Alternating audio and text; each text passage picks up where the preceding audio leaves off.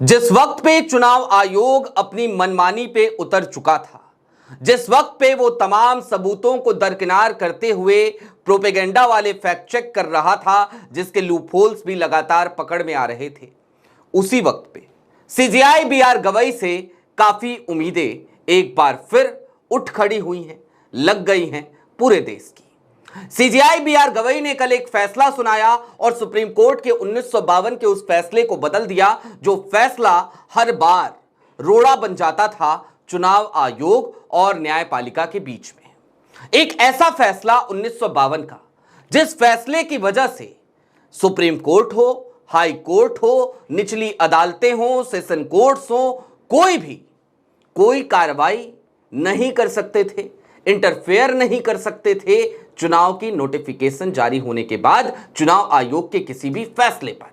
लेकिन कल CJI BR Gavai ने एक बड़ा फैसला सुनाया और उस बड़े फैसले की तरफ बढ़े उससे पहले हमें याद आता है बीते दिनों एसआईआर प्रणाली पर चल रही बहसों के दौरान सुप्रीम कोर्ट में जस्टिस धूलिया ने कह दिया था कि चुनाव एक बार घोषित हो जाएंगे तो हम तो कुछ कर ही नहीं पाएंगे, हमारे तो हाथ ही बंध जाएंगे।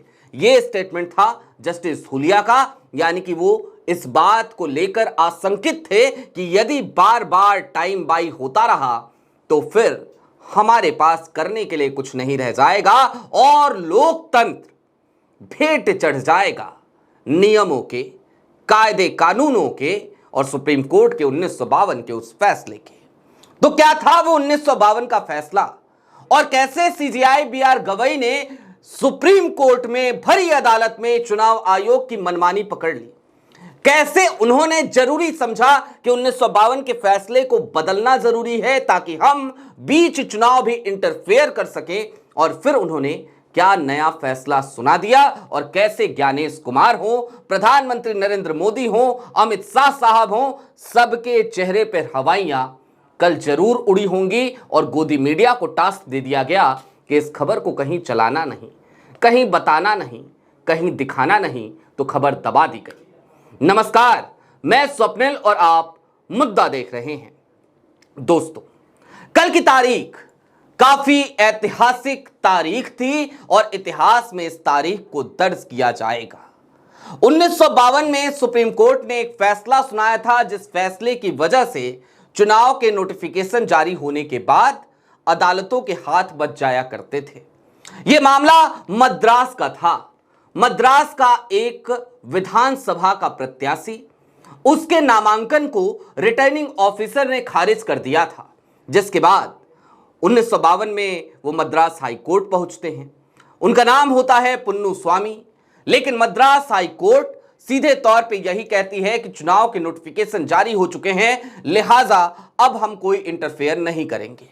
पुन्नू स्वामी हार नहीं मानते और सुप्रीम कोर्ट पहुंच जाते हैं। सुप्रीम कोर्ट में भी उनको हार का सामना करना पड़ता है और सुप्रीम कोर्ट में 6 जजों की बेंच एक फैसला सुनाती है।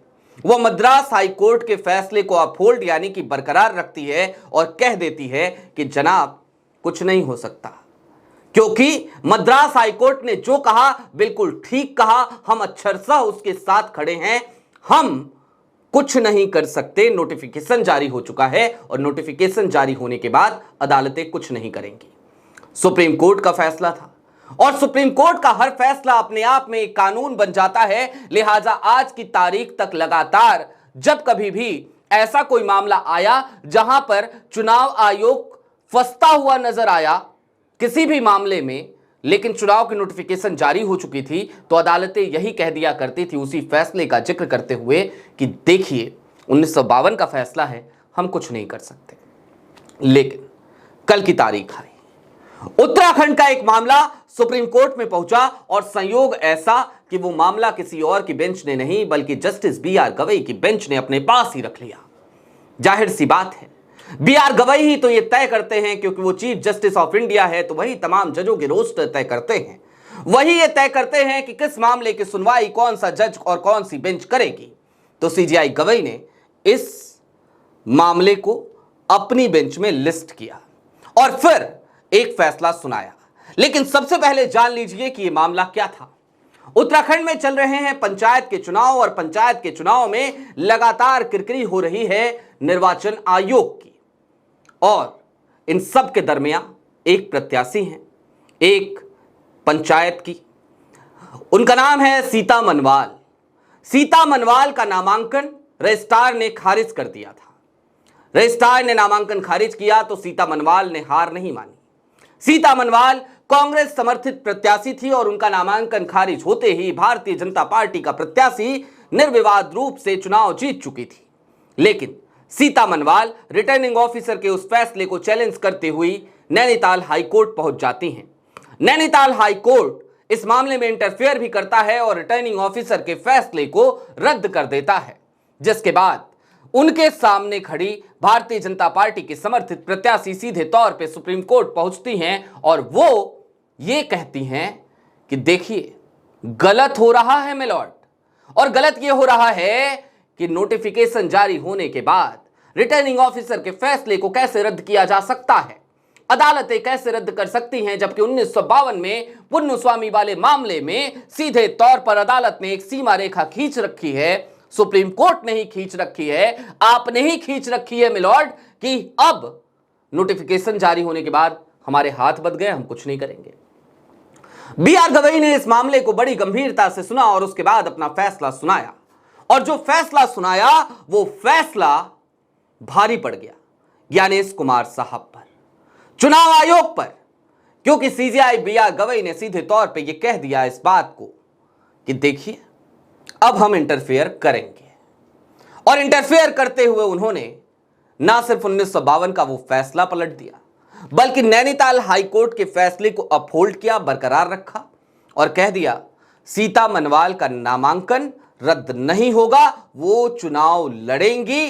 और इसके साथ ही दरवाजा खुल गया कि चुनाव के नोटिफिकेशन जारी होंगे, उसके बावजूद मामला अदालत में जा सकता है और अदालतें अब सुनवाई कर सकती हैं, उनके हाथ बंधे हुए नहीं हैं। अब हुआ क्या, इसके बाद से एक सन्नाटा छा गया। यह फैसला आपको कहीं देखने को नहीं मिलेगा। मैं आपको चैलेंज कर रहा हूं, आप जाइए गूगल कीजिए इस फैसले के बारे में, सीता मनवाल के बारे में यह जो फैसला आया है, आप जाके गूगल कीजिए, आपको लोकल पोर्टल्स के अलावा कहीं यह खबर नहीं दिखाई देगी। फैसला बहुत महत्वपूर्ण है, लेकिन खबरें गायब हैं। खबरें यूं ही तो गायब होती नहीं है। आजकल की मीडिया की मंडी, यानी कि दिल्ली एनसीआर और दिल्ली से सटे हुए नोएडा की फिल्म सिटी में सजी हुई मीडिया की मंडी। मैंने कल की तारीख में भी कहा था, मुझे इस शब्द का इस्तेमाल करने में कोई गुरेज नहीं, कोई शर्म नहीं। इस बात पर जरूर दुख होता है कि लंबे समय तक जिस मीडिया की मंडी का मैं खुद हिस्सा रहा, आज की तारीख में हमें लगातार उसी पर सवाल उठाना पड़ता है। क्योंकि जब हम इस पेशे में आए थे तो ये सोच कर आए थे जनपद पे खड़े होंगे, राजपथ से सवाल करेंगे, लेकिन आज की तारीख में ये माहौल बचा ही कहां है।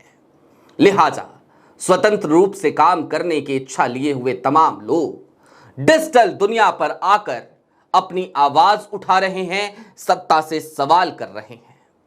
आप सबकी मोहब्बत मिल रही है, ये इतर है, लेकिन यहां भी सिकंजा तो कसा ही जा रहा है। खैर छोड़िए, अपने पेशे के बारे में फिर कभी बात कर लेंगे। बात फिर से न्यायपालिका और चुनाव आयोग की करते हैं। चुनाव आयोग ने लगातार बिहार में जिस तरीके से एसआईआर को लेकर एक आतंक मचा रखा है, उस पर भी सुनवाई होनी है। एफिडेविट जमा हो चुकी है। एफिडेविट कल की तारीख में चुनाव आयोग ने दी थी सुप्रीम कोर्ट में, और इन सब के बीच चीफ जस्टिस ऑफ इंडिया यानी कि बी.आर. गवई के इस फैसले को ना सिर्फ नजीर की तरह देखा जा रहा है, बल्कि इस तौर पे भी देखा जा रहा है कि सीजेआई बी.आर. गवई ने अब एक मन बना लिया है। वो रिटायर होने से पहले क्या चुनाव आयोग की चूल्हे कसते हुए जाएंगे? एक बड़ा सवाल है। क्या वो रिटायर होने से पहले इस देश में लोकतांत्रिक व्यवस्था के लिए बहुत सारे नए फैसले देते हुए नजर आएंगे? ये भी एक बड़ा सवाल है, क्योंकि जिस तरीके से उन्होंने ईडी को ना सिर्फ फटकार लगाई बल्कि फैसला भी सुना दिया। कर्नाटक कि मुख्यमंत्री सिद्धारमैया के केस में उसी दिन स्वतः संज्ञान ले लिया एक मामले का, उसमें भी उन्होंने मोदी जी की पसंदीदा एजेंसी प्रवर्तन निदेशालय को टाइट कर दिया और यहां तक कह दिया कि गाइडलाइंस बनानी पड़ेंगी, और अब चुनाव आयोग के भी हाथ बांध दिए। तो कुल मिलाकर कुछ तो अच्छा हो रहा है, कुछ तो बेहतर हो रहा है। नाउमीदी और निराशा के इस दौर में जहां पर लोग ये कहने लगे थे कि किससे उम्मीद करें, आयोग से उम्मीद है नहीं, आयोग सुनता नहीं, किससे उम्मीद करें, न्यायपालिका भी सिर्फ और सिर्फ कड़ी फटकार लगाकर रह जाती है, उस दौर में कुछ तो फैसले आ रहे हैं। लिहाजा वक्त है chief justice of India B R. Gavai को सैल्यूट करने का, सुप्रीम कोर्ट को नमन करने का कि चलो कुछ तो बेहतर हुआ। अभी के लिए दीजिए इजाजत। यह प्लेटफॉर्म वो पुराना मुद्दा प्लेटफॉर्म नहीं है, नया प्लेटफॉर्म है। वो चैनल जिस पे हमने एक एक करके आपको जोड़ा था, एक भरा पूरा परिवार बनाया था, वो चैनल हमसे छिन चुका है। लिहाजा इस नए चैनल को भी सब्सक्राइब करें। यदि आप खोजते हुए यहां तक आ गए हैं तो आप अब इस चैनल को अपनी मोहब्बत दें। हमें उम्मीद है हम बहुत जल्द उस परिवार से भी बड़ा परिवार यहां बना लेंगे जो परिवार अब हमसे छिन चुका है। शुक्रिया।